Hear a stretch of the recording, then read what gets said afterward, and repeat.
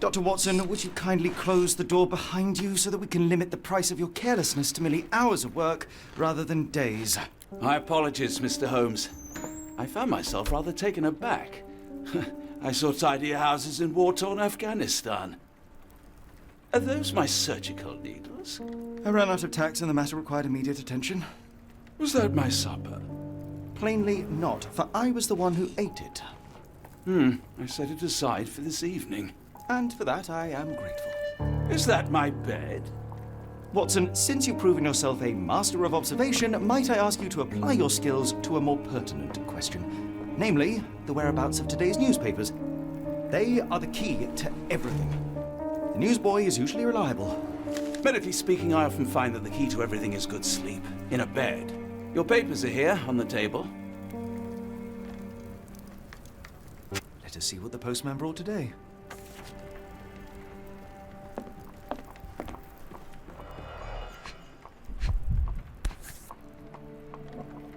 Your order from Barnes' bookshop has arrived, Doctor. Barnes insists on delivering the books to our door, even though we could easily walk to his shop. That's good service.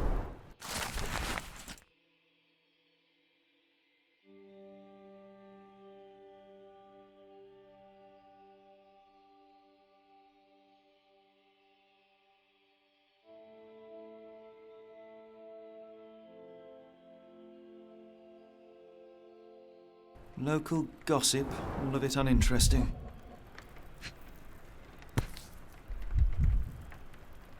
Another letter from Werner. I never reply, but they keep coming.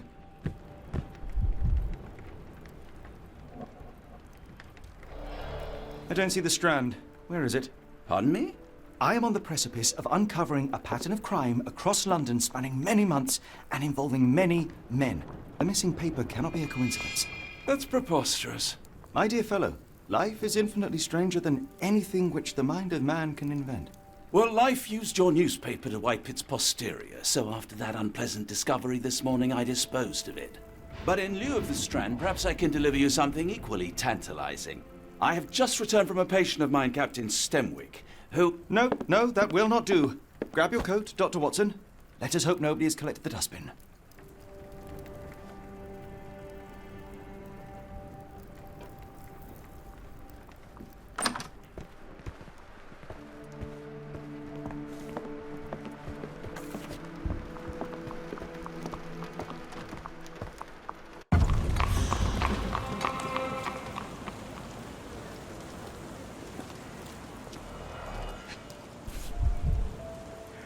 A cactus spine.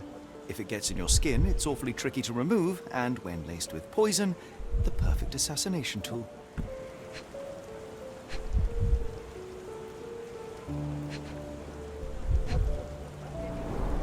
You were mistaken, Dr. Watson. The paper was indeed dirtied, but not how you implied. It's potting soil. See, Watson? The conspiracy is real. Someone tried to poison me. Poison? You? That's madness.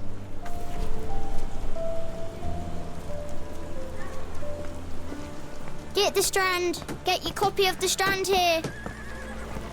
Sorry, Mr. Holmes. I just sold my last paper. Blast. Then why are you still here? Boss pays by the hour. No sense in returning early. Any breaking news today? The dog accident. It's the talk of the town. Yes. Besides the tripe on the front page, anything about burglaries? I'm not sure, sir. You're a bright child. I presume you see everything that goes on around here? Nothing gets past me, mister. Then tell me, did you notice anyone suspicious at my door this morning? Like the man with your newspaper? Precisely. What do you know? I know the value of a shilling. Dr. Watson? Cool, now I can take the day off. Did you see what he was up to? Nah, not really. I saw him approaching your house, but I had a customer. Then there's a loud bang. I ducked down. Not because I was scared, because I wasn't. I had to protect the merchandise, and all I could see was him kneeling at your door. Can you describe the man you saw? He was carrying a lot of books. Up to his chin they were. Never heard of a well-read assassin. Looks can deceive, hence the appeal of disguises. Which way did he go? Not sure. I was distracted by customers. Sorry. All right. You earned your shilling. That'll be all. Thanks, Mr. Holmes. Maybe I could be your eyes and ears, if you have more shillings.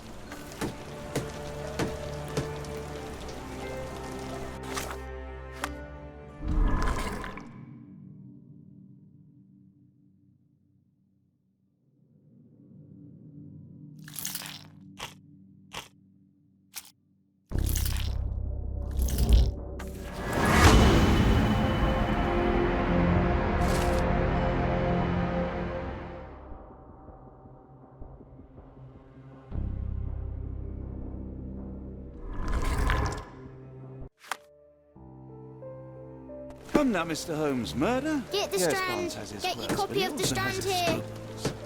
Not every pawn knows it's part of a game. Get the Strand. Get your copy of the Strand here. Do you even have enemies that would want to kill you? Okay, perhaps from Cordona.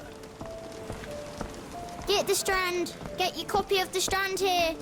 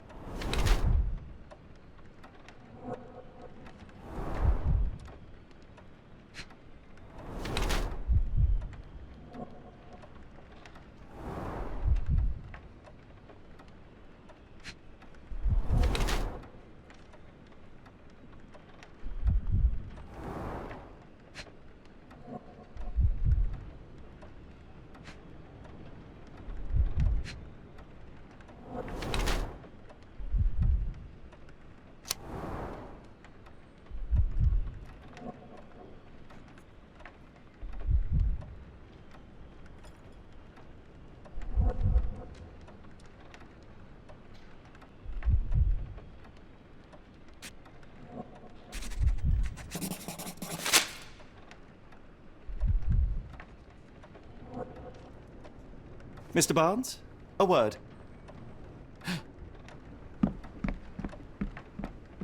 Ah, for goodness sake.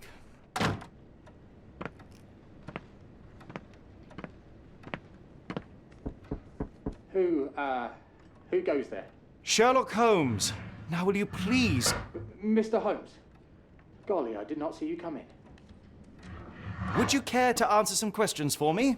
Well, I wish I could, but I am deep in the weeds with work. How about we reschedule in a month or two? Come now, Mr. Barnes. It will only take a moment. No, really deep in the weeds with important things. Well, help yourself to any book. Just take it and pay later. I trust you, Mr. Holmes. Barnes doesn't seem like himself. Why is he acting this way? You're asking the right questions, Doctor. Let's find a way to coax him out. So, Barnes has a dog now. Who's a good boy?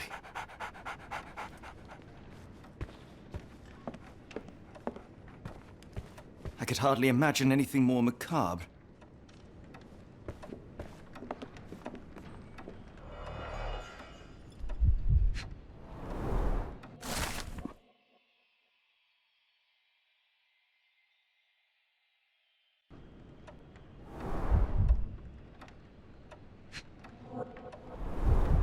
Basics of cryptoanalysis, cryptography in Egypt.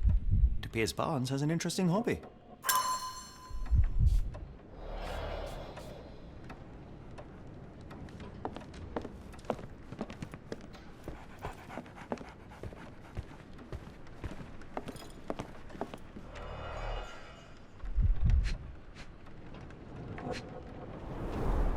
An improvised stand, but it does make the flowers more visible.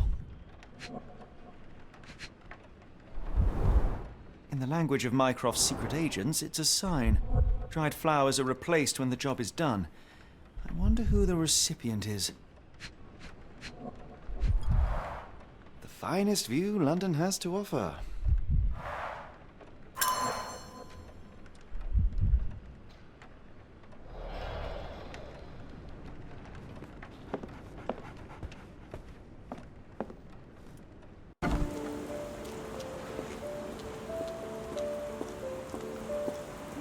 Hello there.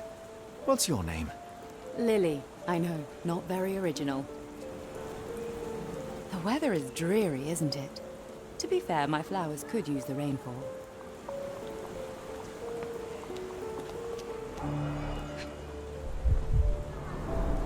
Encouraging people to stop and smell the roses? Our national emblem. God save the Queen. It must take patience and care to produce a bloom so beautiful. I imagine so. I merely sell them. Familiar spine? Is this what I found in my dustbin? The pot is damaged. The blow was severe, but softened by something.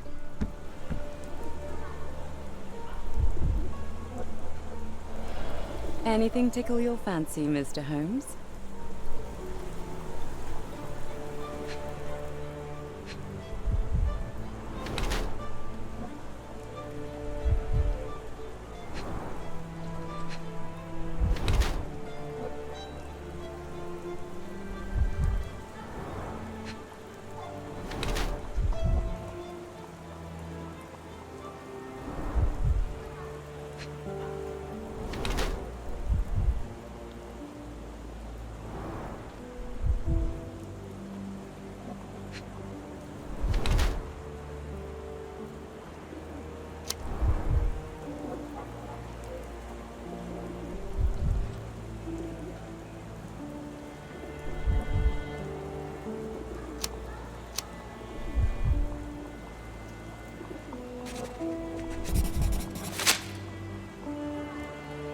Mrs. Flemming, you look particularly lovely today. Is there a reason? Does a woman need a reason to look or feel beautiful? No, but your distant look suggests you seek one man's gaze in particular. Who told you that? Nobody. Merely a keen eye and some simple deduction. Well, I'll kindly ask you to keep your keen eye to yourself, Mr. Holmes.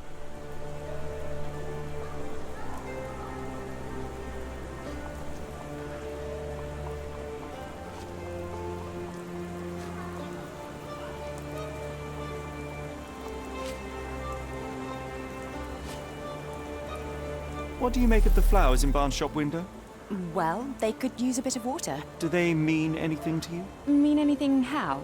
I'm not sure I follow, Mr. Holmes. Why do you think they're there? Are you suggesting the flowers are for me? It seems likely, does it not? Oh, I hope you're right.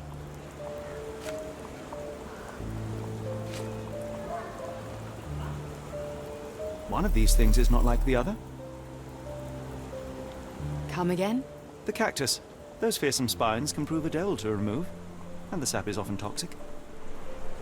And a rose thorn can give you tetanus, but we still grow them. The cactus seems comparatively harmless, though you have me thinking it must be valuable. I was under the impression that you knew its price already. Your guess is as good as mine. The first time I saw this cactus was when I came back from my break.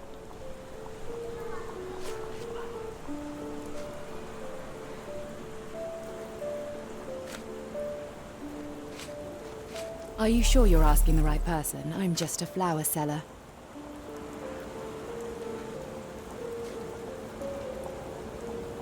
Are you sure you're asking the right person? I'm just a flower seller. I'm afraid I can't help with that, Mr. Holmes. Are you familiar with Mr. Barnes? Yes. No, not really. Well, in a way. What on earth does that mean? I know who he is, of course, but we haven't shared much more than a look. A look? Yes. Each morning I go for a walk in the park with my dog, and most days I spot Mr. Barnes there with his new puppy, so we see each other. Actually, we once met briefly while our dogs played.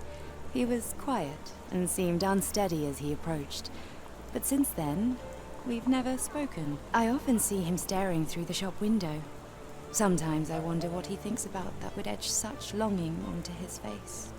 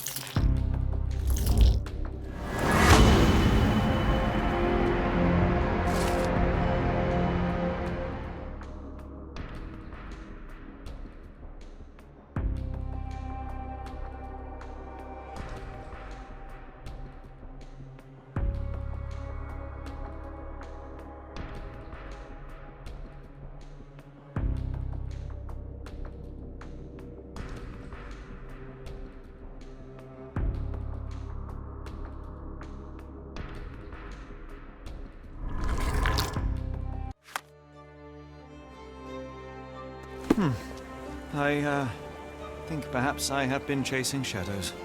Do not despair, Mr. Holmes. Even the best of us make mistakes. We better tell Mr. Barnes what we've learned.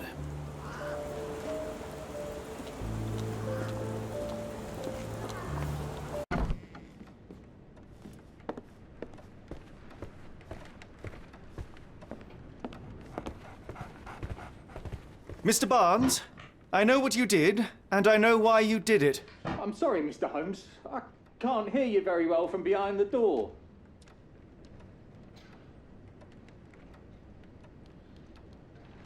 I couldn't read this morning's edition of The Strand because it was covered in soil and spines. I know you dropped a cactus on it and then fled. You ordered a cactus from the plant catalogue and then left it for Mrs. Flemming as a gift. You place flowers in the window to get her attention and wear high heels to appear taller and more desirable. You are her secret admirer. Barnes, it's Dr. Watson.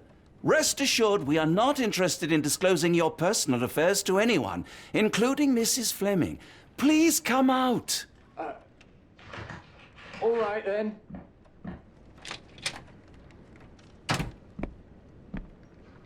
So, you know what happened then? I was on my way back from the post office, having picked up the cactus and some books. It was quite an awkward package, heavy too, and when I got to your door, I dropped the cactus and your paper. Forgive me. I needed that paper to prove a theory and prevent a crime. Your actions were rather disruptive. Your clumsiness carrying the post is matched only by the clumsiness of your romantic gesture. Oh, it's true. I am useless with this sort of thing. I'm not even sure if Mrs. Flemming noticed.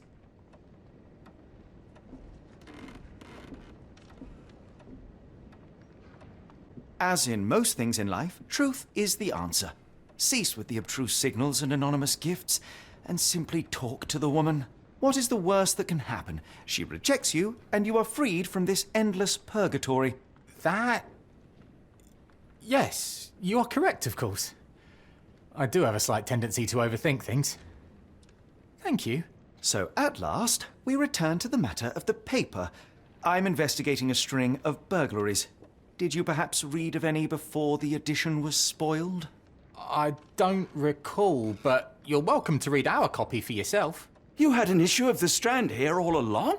Well, naturally. I am a bookseller. I have a subscription to every magazine and newspaper in London. So you ought to be familiar with the concept of burying the lead. Oh no, my apologies, Mr. Holmes. I'll make it up to you however I can. I am an expert on obscure languages and translation and. Yes, okay. Just give me the paper.